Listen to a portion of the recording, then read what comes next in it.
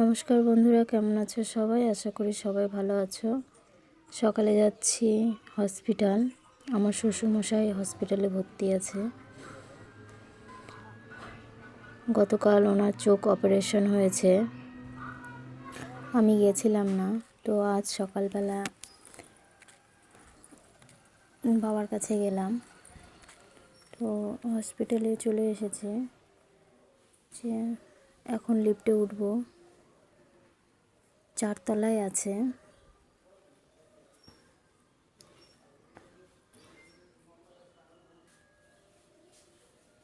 এবার লিফটে ঢুকে পড়লাম।